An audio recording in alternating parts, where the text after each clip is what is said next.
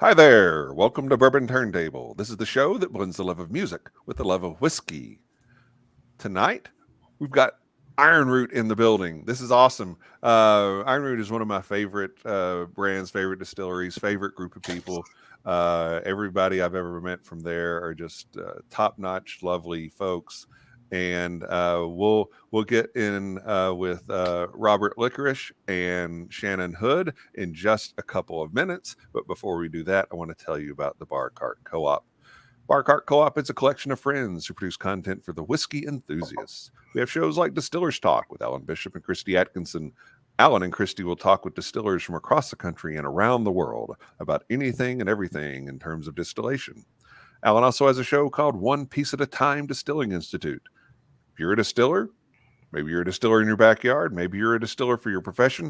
If you got a question, get stuck on something, shoot Alan a message. He'll post a video response so we all can learn from your curiosity. Alan also has a show called If You Have Ghosts, You Have Everything. This show steers away from the whiskey world and gets into the spirits world.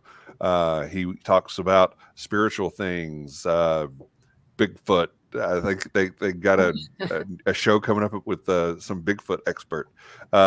They talk about religion, talk about the supernatural, UFOs, you name it. They talk about it. My Whiskey Den with Pat and Mike and Mitch every Monday night, 9 o'clock Eastern, 8 o'clock Central Time. My Whiskey Den is where craft whiskey is king. Be sure to check their show out. They have wonderful guests, great tastings, and it's always fun to hang out with the folks in the chat. Whiskey in My Wedding Ring is a show with David Levine. David does a podcast where he will interview distillers, and he has a blog where he does whiskey reviews. Then we've got our show, Bourbon Turntable. If you're watching us right now on YouTube, please do me a favor and hit that subscribe button. We would love for you to join us on the regular. If you prefer to just listen to your content, we are available on your favorite podcast platform as long as it's Apple, Spotify, or Google. So, without further ado, welcome back to Bourbon Turntable, both of you. Hey, thanks. Really appreciate it. It's been a long time. Okay, we should probably go back and look at that video and see how much my collection has grown since that day. a lot. I thought, okay, where are you? I'm at home. Are you in the distillery? No, there's in the back cave. Maker's Mark over there. I want to give you each a chance to introduce yourself. So, Shannon, you're new to the Ironroot family. So introduce yourself and tell us what you do at Ironroot. So it's been really almost right at about a year since we had the first conversations. I am officially a whiskey ambassador, preaching the gospel of Ironroot, helping sell the gospel of Ironroot, and all over the state of Texas, Kentucky, and anywhere in between. Yeah, there are several of us that preach the gospel of Ironroot, the good news of Ironroot Republic. Yes. And then we have the birthday boy, Robert Likarish is with us. Got the nice little hat. Serious look. Very serious look. Yeah. Very serious on your birthday. Robert, what's up? I'm sure my mom was talking to me in that photo. Sit up straight. So Robert, tell everybody. Well, I want to ask you this first. In the documentary that was recently released on Ironroot Republic, and we'll talk more about that in a minute. When you come on screen for the first time, and it has your name at the bottom, and it has your title as General Gladhander. So. Tell us about you, and tell us what makes you the General Gladhander at Ironroot. Well, some people, my mom likes to try to say that I'm the president or CEO of the company, but we all know who's actually in charge when it comes to Ironroot. So it's my job to go out and talk to people and to make sure everything's flowing as best as possible, at least around the distillery. So,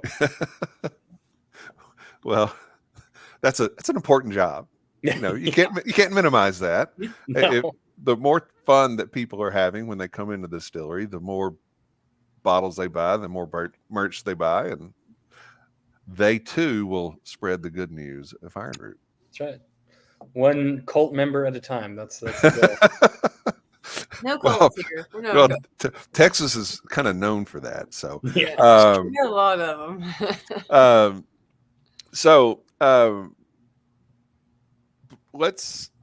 Let's go ahead and pour something. This is. I may have to. Oh yeah.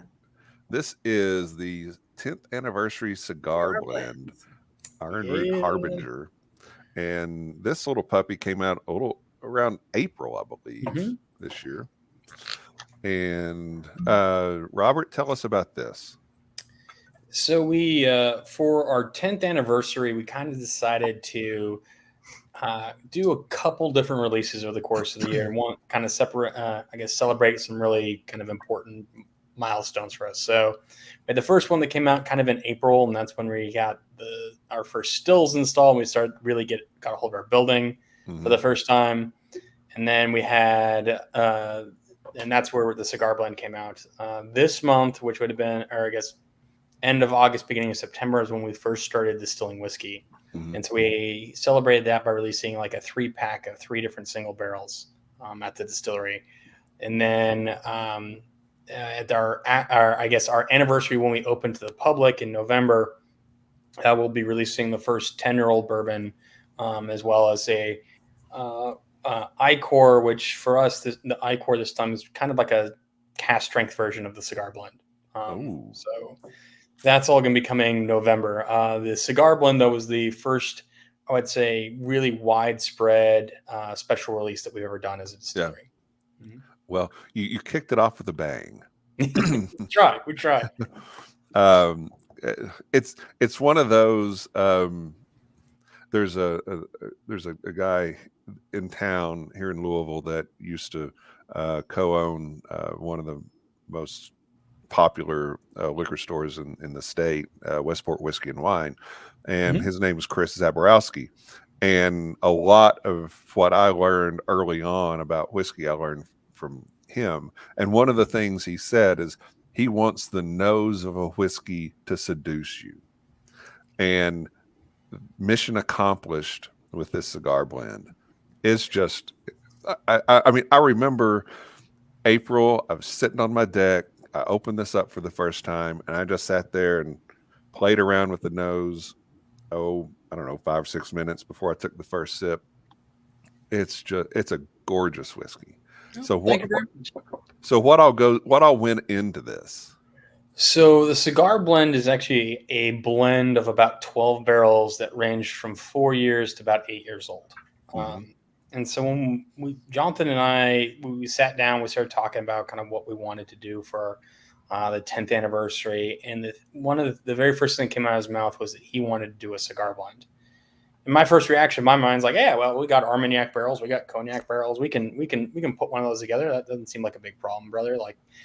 And that's when he kind of surprised me. And he stated to me, he's like, Robert, like, I know that most bourbon cigar blends have finishes that we've seen come out. You've had the Joseph Magnus, which is a phenomenal cigar blend. You had the stuff from Starlight with the Amberana that was really crazy, really cool. But my brother kind of had a very different take that he wanted to do. He came in and he sat down and he's like, I want to do a straight bourbon that's a cigar blend. And the first thing in my brain was like, well, how do you do that? You start talking about kind of the history of cigar blends when it came to the cognac and kind of rum world. And those didn't have secondary finishes. They were just those products that were blended in a way that was designed to support cigar. And he was like, I think we've got the barrels to do that here. We do enough kind of higher ester fermentation distillation to create some really cool different flavor profiles. And he's like, I think I've got the barrels in the warehouse to do a really phenomenal straight bourbon as a cigar blend. And I was like, all right, show me. And when I challenge him, he usually blows my mind every time. And that's exactly what happened here. Yeah. So Shannon, I know you're a big fan of this, even if you were not on the payroll. What do you get from this? What tasting notes stand out for you? It's just very dark and complex to me. It's almost because of our core bourbons, I prefer Promethean over Harbinger because it has those like deeper, darker notes. I feel like this is Harbinger, trying to compete with my Promethean, come over to the dark side, a little less sweet side.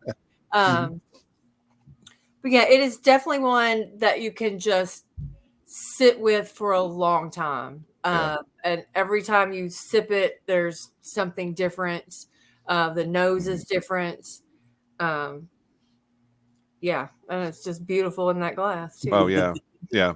It had there's a little Armagnac-ish feel to it to me, and I think you get a lot of different fruit notes in there: apple, plum, orange, cherry, brown sugar in there too, some leather in there too, and it's very thick. It's oily. And it's just delicious. It's a home run. It makes me salivate. Yes, yes, I love it when I it feel like it's that. about to be super tannic, and then It's not. you're just it's not at all. It's not. It's not. Robert, anything that we've missed in praising this bottle? I think you guys nailed it. I think when you look at, you start talking about some of the Armagnac flavors, and so when we start talking about some of the ester profile that we've developed with some of our whiskeys. So that's obviously coming from a little higher ester, so higher temperature fermentation, a little bit longer fermentation with those guys. And then that's a lot of what this blend encompassed was a lot of European oak in the blend. And so we use a lot of Slovenian oak at the distillery. This particular blend had quite a bit of it in the overall blend, which is kind of gave it that darker flavors. It kind of gives you, again, that when you start talking about the Armagnac, which comes from a lot of times from a black oak, kind of gives you that little bit of that kind of vibe to it for sure. Yeah.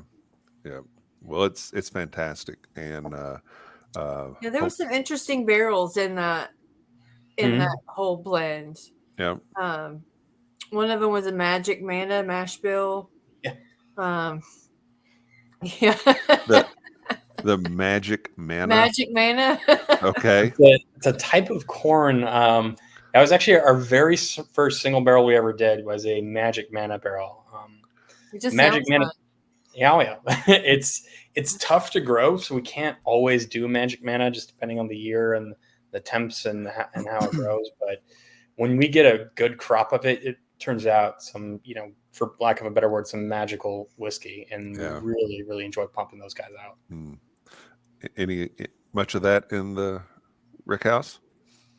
We got quite a bit of it in the Rick House. As I said, it's usually like once every 3 years or so that we can actually get it to make and go. So it's why it's not part of the core of what we do. But when you get a good crop, we just go with it. Yeah, so. That's fantastic.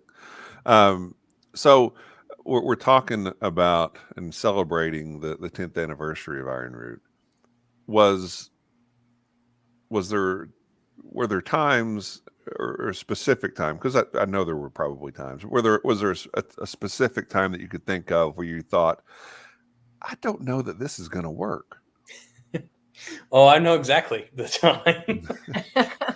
So for us, that would have been the end of 2017. 2017 was a really rough year for us. We'd been growing for the first 3 years, but we were really struggling to get into any major retailer at that point. So we weren't able to get anything in Specs. We weren't able to get anything into Total Wine. And in 2017, the store chain, essentially that was the largest one that we had gotten into, was Fossil Creek, which there's one like right next door to us. And they went bankrupt halfway through the year. Oh, no. And so basically this chain that was making up like 60% of our sales went out of business, and it took them like 4 months to reorganize. And so obviously our sales tanked, and, we're sitting there like, we can't afford to hire anybody to help us out on the sales side. We don't, and we're still learning sales to begin with. And, I remember that December sitting down with my father, my mother, my brother, and us all looking at, what was left in the bank account and saying, we've got about 7 months, and we've got to get this to work. And that's, we pushed really hard. I mean, in that next year, but I remember sitting down that Christmas and going like, there's a really good chance this is not going to be here next year. And 2018 is when things really turned around for us. It's when we finally got into Total Wine, which made a huge impact for us as a distillery. Honestly, I think the whiskey blends got really better. That's when we first really started pushing out whiskey. And that obviously made a huge point. When you selling whiskey versus moonshine is a much different ability to sell product. But us being able to hold on to barrels for that 3 years really, like at the end of the day, what made the difference of our kind of, climb after that. But it was really, it was not the most fun Christmas I've had, the 2017, I'll tell you that. Yeah. What was the key to turning that around? I mean, it was getting, honestly, it was getting into a larger retailer, getting into a place where we had consumers that were willing to spend money for craft bourbon.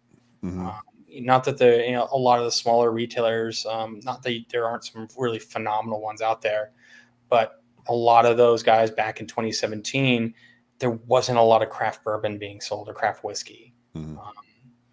And so convincing people to take a chance on craft whiskey really was a difficult thing at that point in time. And so for us, it was finding a few people to really champion what we were doing, and people that like, oh no, this is really good. Obviously during the early days of craft whiskey, there was a lot of struggle to convince people that whiskey that had grain characteristic didn't mean it was an inferior whiskey.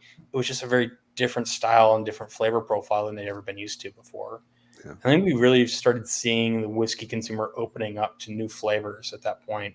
And to me, that was really what saved us at the end of the day, was that we were able to find kind of our people, if you will, and find people that were willing to go outside of the regular box of flavors that, traditional calm still Kentucky profile. And that's when things really started working out for us. Yeah. Yeah, they found me in 2018. Yeah, see, in East Texas Bourbon Society. It's true. It's true. Shannon was key to the turnaround. Yeah, she was part of it. I'm starting a whiskey club. Yeah. I wanted to learn. Shannon's a good one to know in I think every respect. She's very knowledgeable and very enthusiastic about what she's doing, and infectious in that enthusiasm. So yeah, she's a good one, and glad you all have her. Yeah, she's one of the best. Yeah. So let me kind of flip that around. Was there a moment where you thought, okay, I think we've got this. I think we're on the track. I'll be honest. Even though we had some major success in 2018 and 2019, and things really got kind of on the rails, it wasn't until 2020 when we won Best Bourbon from Whiskey Magazine that I was like, oh, I think we really are. Already prepared. My goodness gracious. That I think we sat down and we're like, oh my God, yeah, I think we actually were onto something for sure. Yeah. It isn't just us liking what we make ourselves, because sometimes that's the case, that you love your own children and other people may not be as fond of them. Yeah. But that was the time that we were like, oh, I think we can really make a run at really doing this. Of course, then 3 weeks later the world shut down. But right. But hadn't Hubris won awards prior to that? Yes, Hubris, that was 2017. That's when the very first kind of things really kicked off for us, was when Hubris won in 2017. And that's, I think that was the start of the rise, where we had some pedigree behind some of the cool, crazy stuff we were doing. In fact, the very first product Total Wine brought in Texas was Hubris. And that was, I'll never forget that we got a call. It was like December 20th. In 2017, and there was one of the Total Wines local to us. It was like, hey, people keep coming in and asking for your product, but we can't figure out who your distributor is. And I was like, oh God, let me tell you. And so we scrambled, went and met with them a day later. The only whiskey we had at that, at any volume of at that point was Hubris. And they brought it in on the 22nd of December, which is absolutely crazy for a retailer to do. I've never seen them before. And they sold out of every bit of hubris we had by January 12th. Wow. Merry Christmas. Yeah, no, seriously. And that's when things really started kicking off for us, for sure. Yeah. I don't know how come I'm just now seeing this corn joke on the back of this label. What every kernel aspires to become. Yes. Cognac. Cognac, yes.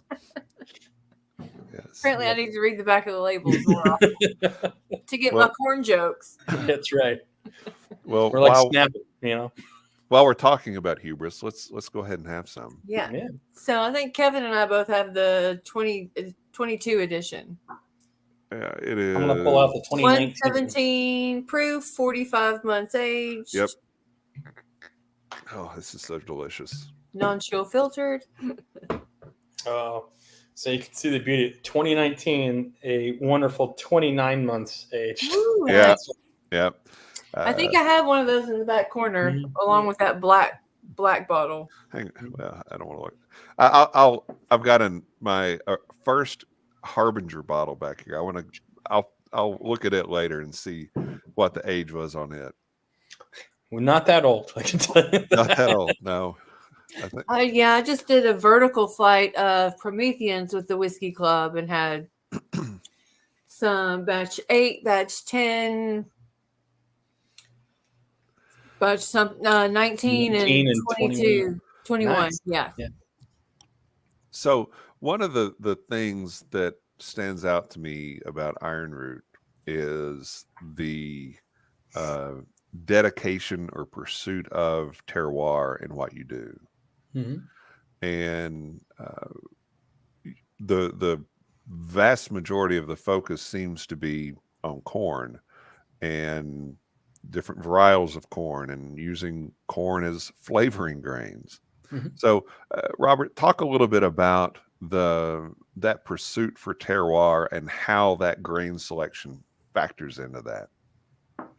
Yeah, so when we start talking about terroir, I think the thing that struck me the most with spending time with Hubert, Nancy, and then over in Cognac was there was some really different opinions of what even the term terroir means. I mean, mm-hmm. we talk about like historically in the wine industry, what they're referring to a lot of the time is, how the soil and how the climate impacts the taste of that final product.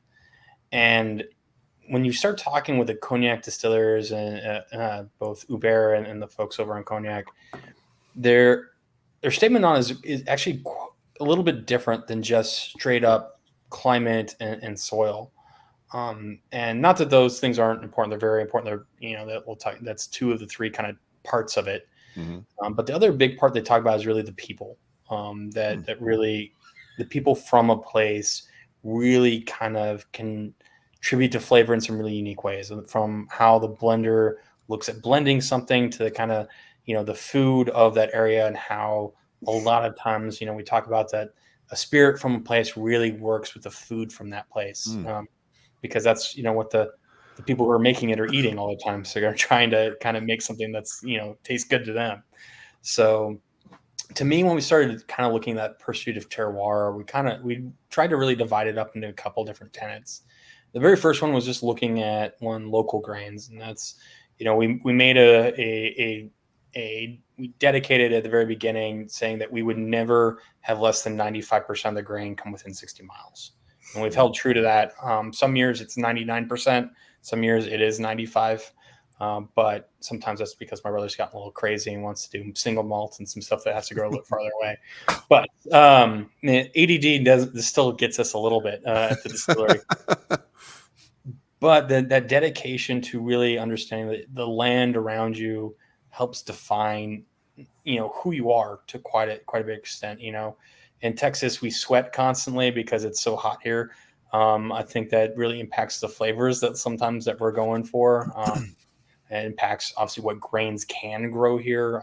But for us, even looking at, historically what's been part of the food culture, what's been growing here for the last 100 years, those are all things that really impacted us on like our early choices that we made when it came to grain. And a lot of what we did was focus on corn. One, I mean, obviously, I don't think anyone's surprised that Tex-Mex is a huge part of our food culture. Sure. And corn really defines a lot of what we do, from tamales to tortillas, or to chips and queso, and chips and salsa. Corn is a huge part of life here. Right.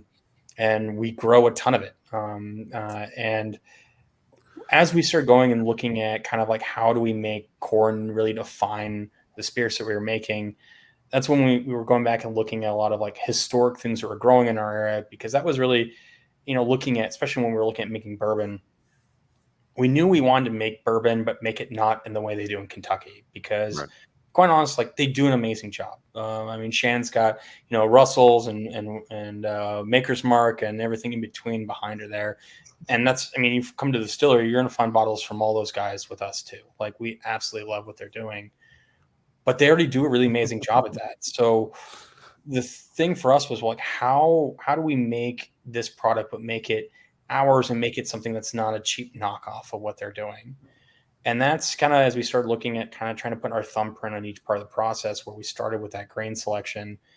We wanted what was grown local, but also historic to our area. And as we went back and we're looking at, just the agricultural records, what we noticed was that after you got back about 50 years ago, the names of the corn really started changing that were being grown in the area. And we saw red corns and brown corns and things that really surprised me. And I, back when we started, like, I had no idea that there's tens of thousands of different species of corn.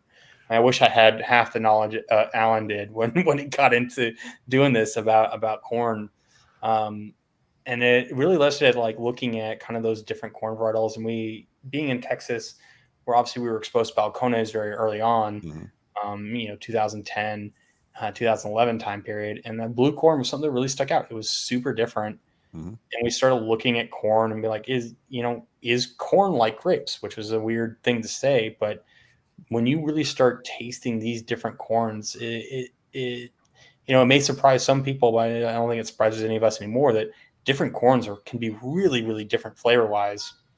And so as we were looking at building out mash bills, we wanted to kind of emphasize those flavors of those different corns, but also knowing that, that there could be limitations to growing those kind of in the modern day, with especially in the high heat.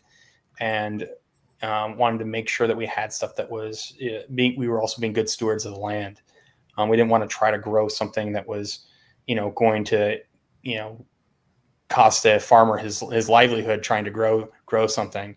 Right. And so for us, it was working with them in ways that we could be, one, maintain the soil, but also be making sure that the farmers were getting paid properly for the extra crazy effort that they have to do with some of the crazy asks that we have on them on some of these corns. But we wanted to make sure that those things kind of came together, and it just kind of made sense to look at a flavoring grain of our own, something that was different the guys in Kentucky were doing. And that's where we landed on using these different corns. Yeah. And with like Harbinger is purple corn. Am I remembering that right? So yeah, it's going to have a blend of our three different core, but it's going to be most emphasized on the Bloody Butcher and on the purple corn. Bloody Butcher is probably going to be the largest one, which the Bloody Butcher strain we use came to us from Missouri, which was really interesting because it's, even though like Jimmy Red is like, they have like some common descendants. The guys of Jep the Creed use a really unique Bloody Butcher corn. But all those are slightly different genetically to even the one that we use, which is kind of cool to see how that kind of change. And of course, you go to Gary. Gary's got like 50 different versions of Bloody Butcher. Right. But each one, even within the same family that are called Bloody Butcher, can be really different tasting, which is really fun to see. Yeah. And Hubris is it. It's mostly purple. Mostly purple, right? Yeah, it's mostly purple. In recent years, my brother's added in a little bit of the flint corn to it because, he can't leave anything alone. He's got to keep toying and playing with stuff. But this is Asian secondary use European barrels. Right. Is that right? Yep. So it's all ex-bourbon, but it's European, a Slovenian oak, second use cask. So. Okay.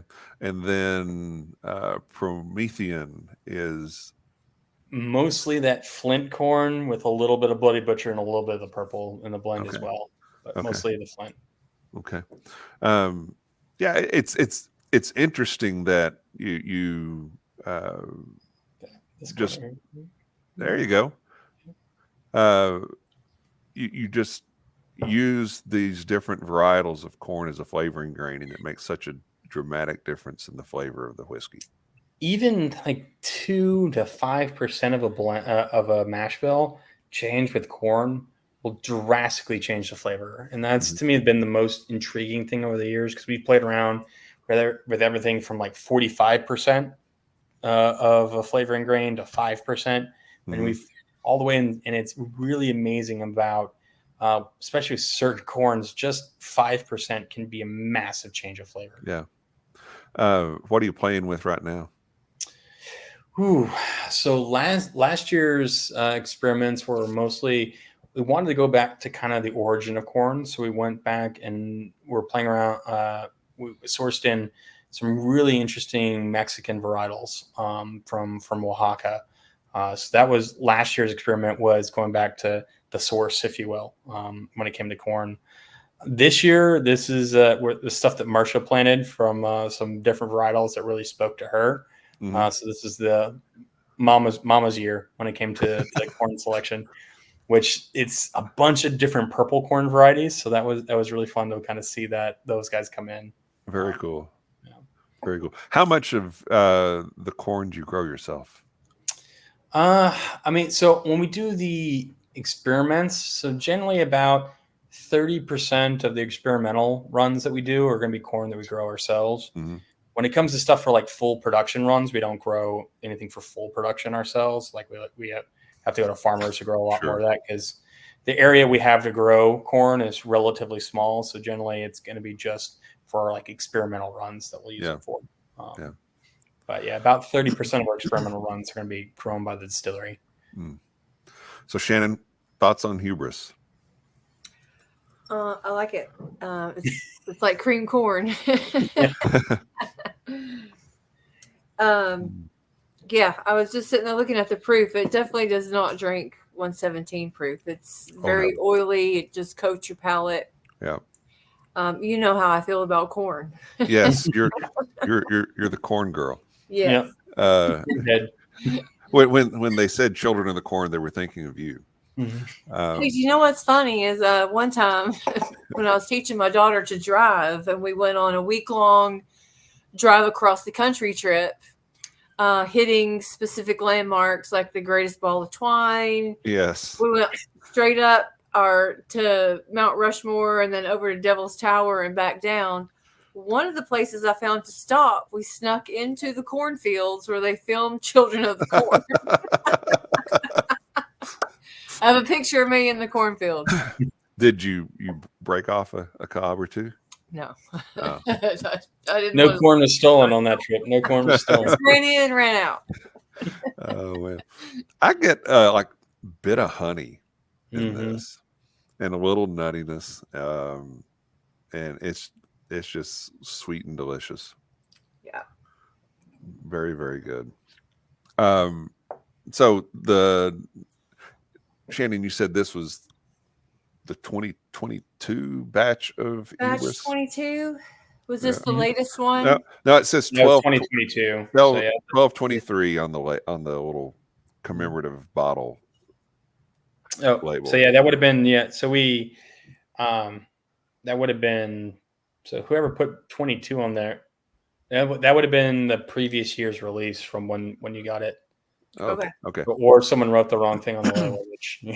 Well, it's got the same proof. It's got RNL initials here. I don't know. I think that's just the label where they bought it. You signed it out from the distillery. Is that the? Oh, that's the actual medallion. Yeah, that's going to be the 22 medallion. release. Yeah, that's the 22 release. Okay. So that was 2022 was that release. We just got it in 2023. How often do you release Hubris? Once a year in December is when we released it. So that would have been some bottles we had saved from the previous year. Well, it's terrific. So this coming December. Yeah, so 2 months. The next batch is coming. I have to credit Shannon. She is the most lovely of mules. You calling me a jackass? No, Focus on the lovely part. No, But she's been very helpful in Procuring. I'll go online and buy what I can, and when stuff comes out, and she'll bring it to me because she's sweet. yeah, see, that's the kind of fueling I don't mind. Like you've purchased it, the people calling me, "Hey, will you get this for me?" Right. No. Can you give me a bottle of? No. Yeah. No. If I can walk in and you have an order, I'll pick up your order for you. Robert, you touched on it just a little bit, and we talked a little bit about it before we started recording on the brandy. Yeah. It seemed fairly early on that you had a great interest in brandy distillation and applying some of the methodologies of brandy distillation and how you distilled bourbon. And now you're getting into releasing some brandies as well. Where does brandy fit in to the grand scheme of things at Ironroot? So, as far as the grand scheme of things, it probably makes up about 5% of what we do on a yearly basis. Mainly because I am so anal retentive when it comes to what we choose grape wise. Grapes for me have to be a very specific thing, grown in a very specific way, harvested in a specific way, fermented in a specific way. So working with and finding a vineyard that's willing to do what we ask of them to produce for me, what the highest quality brandies is not easy. And generally is done at a very, like hand picking is sort of a vineyard, and finding those in Texas can be a little bit more difficult than some other places. So it's something that is very primary to the soul of who we are. But due to how very specific we are, we end up not being able to do a ton of it every year, which is unfortunate. But at the end of the day, I think that makes the brandy that we do make that much more special to us. So, I mean, the first few years, it was a very, really cool Shannon Blanc grape that we were using from a local vineyard. In the more recent years, it's been a Riesling from some really old Riesling vines here in Texas that were really wonderful. And then this year was actually the last year of the Riesling. So next year, we're going to have to find a different vineyard to work with. So very sad, but it's kind of it's like moving on to a different era of brandy making for us. So the Riesling, I will say, is blown me away with the quality of what we've been able to produce on that. And so I'm excited to see what's next on that end. But yeah, the sleight of hand has I've had a couple of batches of that, and batch one was one of the batch. Yes, cast strength. Yeah. That was one of the most exceptional spirits I had that year. So how did the whole sleight of hand concept come into fruition? So sleight of hand, it came into fruition on the brandy side because for us it was wanting to look at how we can honor the heritage of the distillery, but also the heritage of the city. And so Denison, I mean, as you know, is sister cities with cognac. We have this really deep history with that area.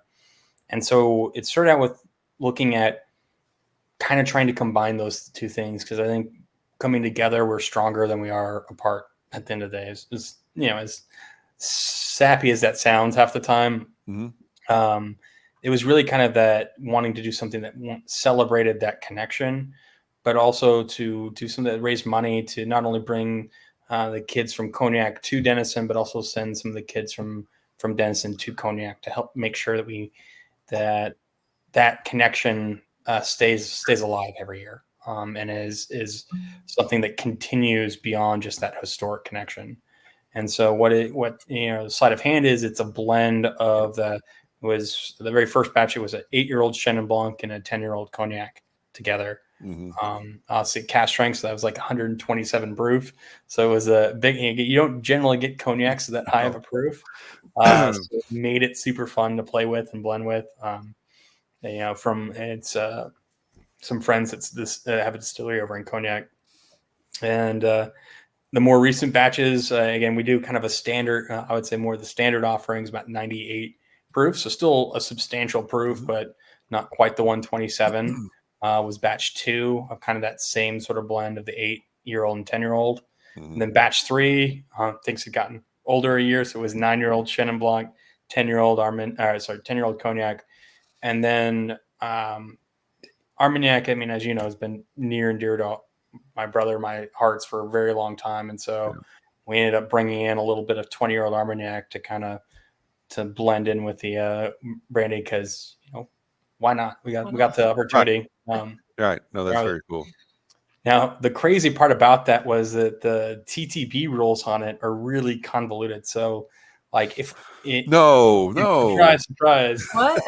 So, in whiskey blending, if I blended bourbon and rye together, that just becomes a straight whiskey. Right. It's a blend of straight whiskeys. When it came to the brandy, the way that the treaties read, that the TTB does not treat cognac as a brandy, even though it is very much a brandy. It's, obviously probably one of the things that defines brandy in general. But if you can't blend cognac with another brandy and then just call it brandy, or a blend of brandies, not allowed to do that. So we had to take the cognac and actually transform it back into brandy, to a French brandy, by taking it and putting it in American oak for 1 second, and that made it not cognac anymore. And then we were able to blend it. So, we had to get really creative. So the Armagnac and the Cognac have to be transformed into not those things, so that we can blend them and create a brandy. So great. That really, really important work they're doing there at the TTB. You know it.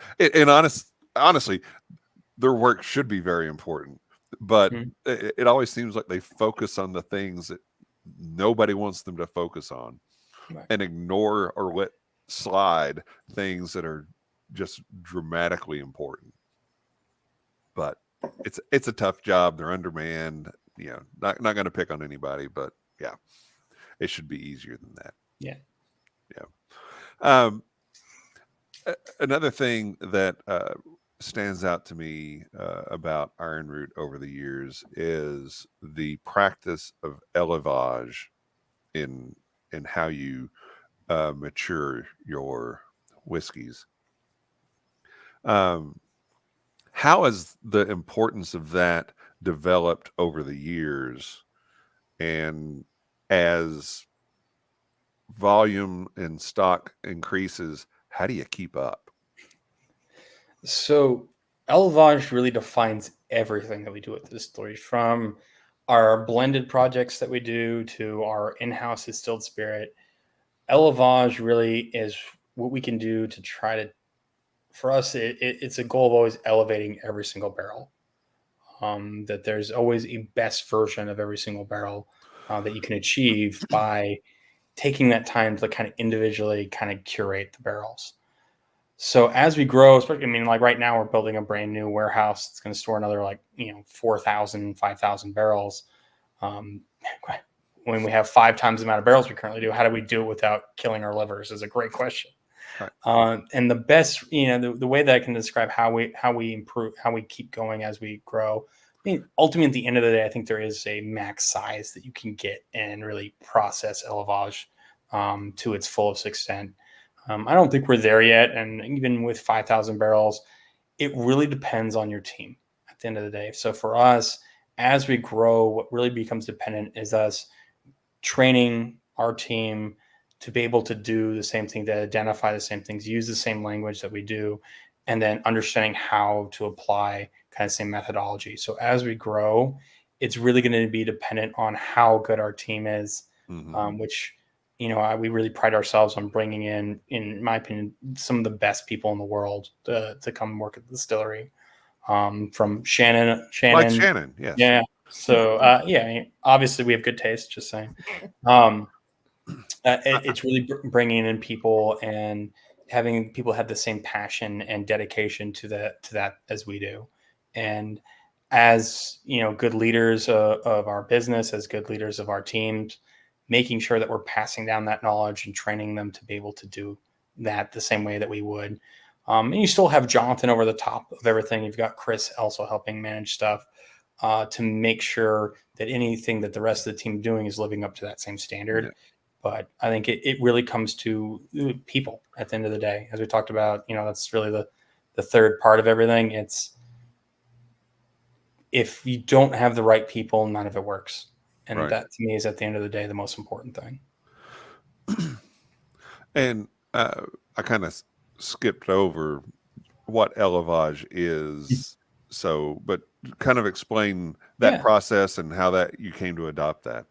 So élevage, with the term, it means to raise like you would a kid. And the best way for me to describe it in a very simple way is to basically trying to raise each barrel to be the best version of itself, like you were its parent.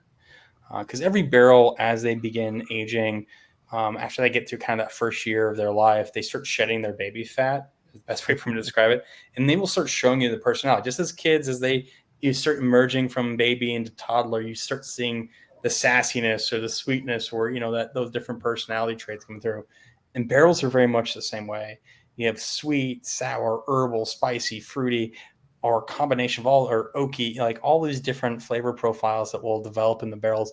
You'll start seeing those things come through, or at least seeing the precursors to things that will come down the line, especially like on the fruit profile and stuff like that. Yeah. And so as we start seeing, we're going to be tasting barrels every kind of 3 to 4 months. And as we go through and we taste barrels, we're able to start identifying kind of what's the personality of this kid. And as we see that emerge, we're able to take them and age them in ways to try to maximize that flavor profile that they're developing. Whether it's the kids that are very, like, I want to call it the type A personalities, are very rigid, very structured. They're wonderful whiskeys to be able to build blends off of because they are that backbone that will hold everything together. To the barrels that are really fruity, which I always like to joke. Those barrels are kind of like the kids that are going to college, but that they're not going to figure it out before they graduate. So they're probably going to apply for grad school so they can delay the choice for a few years. They're just going to take a little bit longer to kind of figure everything out. And some of those, you got to stick those barrels in the center of the warehouse where it's a little cooler, a little calmer, allow them to develop, give them the time and space to develop. Mm-hmm. You have your spicy barrels. Sometimes spicy barrels get too over the top spicy. They're too oaky. The oak is too raw, too like straight out of a sawmill. And learning how do you kind of dial that barrel back and calm it down and allow it to oxidize and break things down properly.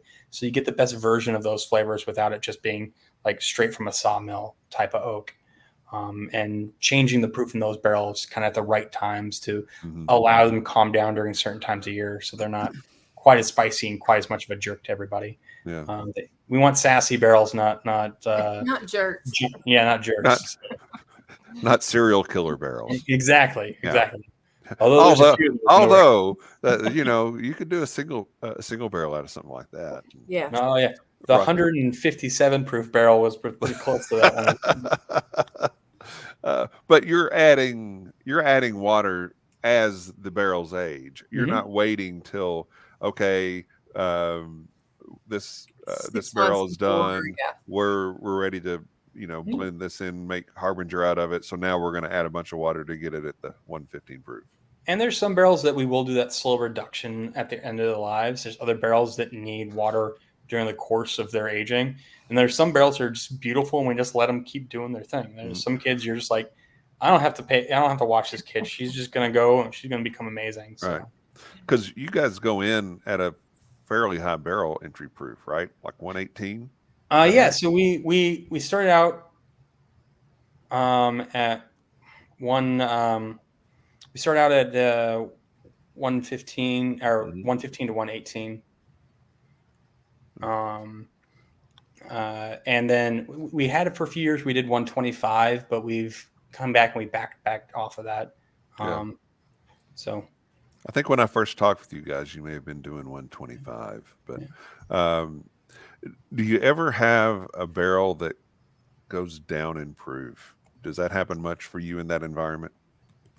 Not super common. We have certain years where it's really rainy years that we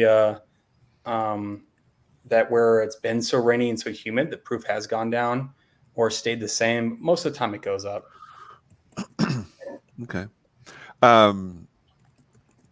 So let's talk a bit about growth and expansion. You've already said that you're building a new rick house. In terms of production, what have you added still capacity? Have you added fermenters lately? What all have you been doing? So we're in the process of a massive expansion. We've got 2 new buildings going on on property. We've got a new barrel warehouse I mentioned. We've got a new building that's going to store like all of our dried goods and do our bottling.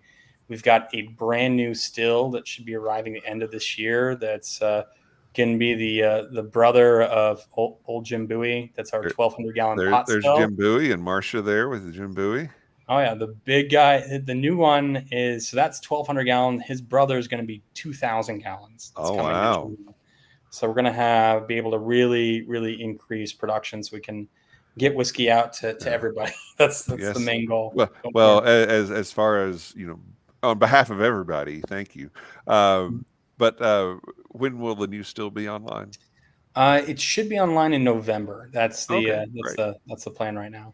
Great. So. Do we have a name for that still yet? Or not yet. We gotta see them. We gotta feel them out a little bit. Yeah.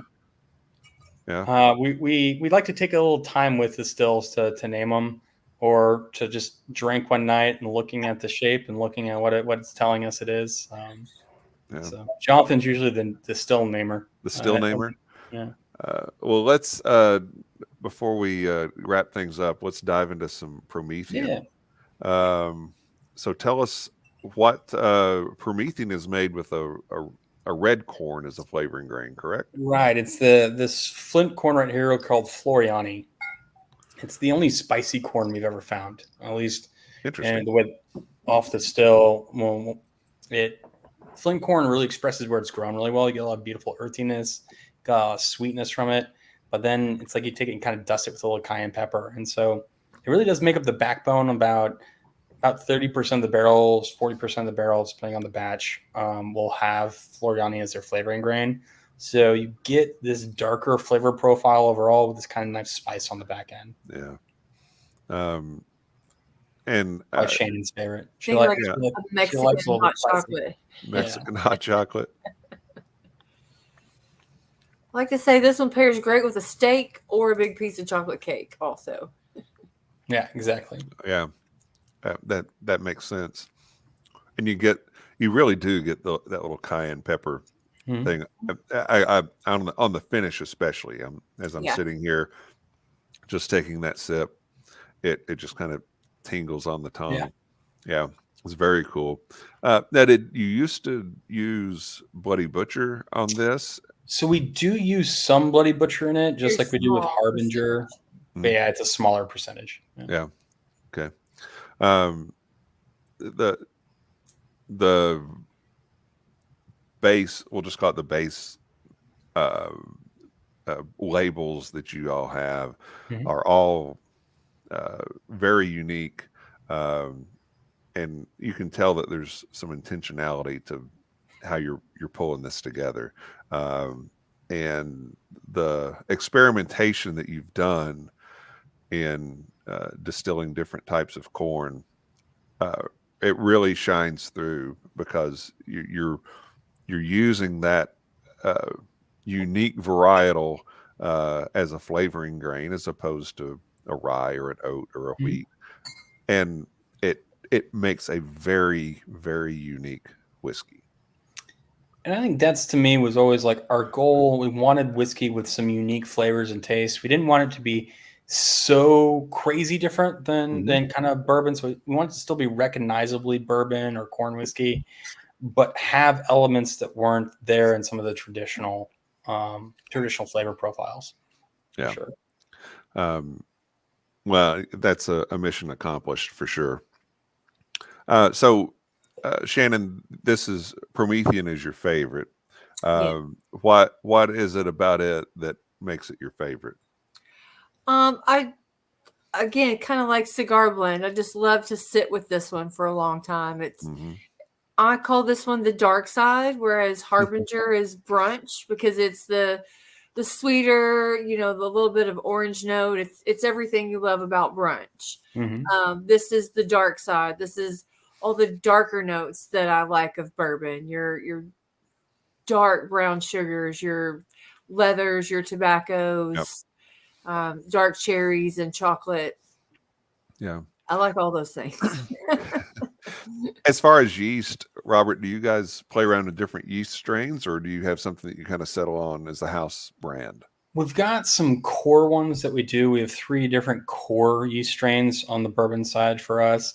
But we do experiment. We do bring in, we do test ones different years. Not every year do we try new yeast strains, but we had 2 that we started with, and then as we've gone, we've tried out a number, but we've kind of got 3 core ones. One is called M1, which is an old Macallan yeast. It does some really cool higher ester stuff as you get higher temperature in the fermentation. There's a Japanese yeast that we use. It's called D53 that had some really unique fruit profiles. It matches really well to some of the heirloom corns. And then we've got kind of more of a standard yeast that we'll use as well. That kind of provides a little bit more traditional flavor profile. So we do like playing and blending with different yeasts. I think that yeast is such a under talked about part of whiskey making. Yeah. And how, and I mean, just I think one of the episodes you guys did talking with out of Colorado. Oh my gosh. Lenny? Yes. Yeah. You had some stuff that Lenny was doing out in Colorado. I mean, you've got him, you've got 3 Chambers still over in Colorado. I think right, those with Todd, really interesting thing on the yeast side. But yeah, Lenny, I think his conversation on yeast, I think is really, really, is really eye opening. I think when you start looking at and talking with different distillers and some of these different yeast profiles that they're using. Yeah. All right. Well, Robert, we've kept you long enough on your birthday. Happy birthday once again. Ironroot can be found online at Ironroot Republic Distillery. They're on Facebook, Instagram, and YouTube. Check out on YouTube specifically. We mentioned it before, but this documentary that American Whiskey Magazine did on Ironroot, it's just fantastic. It's a lot of fun. It covers a lot more of the history that we've touched on here, but it covers a lot more of that in detail, and you get to hear from Marcia and Jonathan as well. And Shannon, where can everybody find you? Hey, WTF, Whiskey Travel Food, also Poorly Educated. Poorly Educated. Yes, absolutely. And as for our show, we are on YouTube. We are also on your favorite podcast platforms. We have a Facebook page where we post all of our shows, including this one. We have a Facebook group where we'll post the things that we're drinking and what we're listening to while we're drinking it. Many a night, I'm drinking some Ironroot, and who knows what I'm listening to, but there's Ironroot involved. Well, Robert, thank you very much for being here and taking time on your birthday. Shannon, it's always a pleasure to catch up with you and see you. Until next time, on behalf of Shannon and Robert, cheers, love, and Freebird. Cheers, everybody.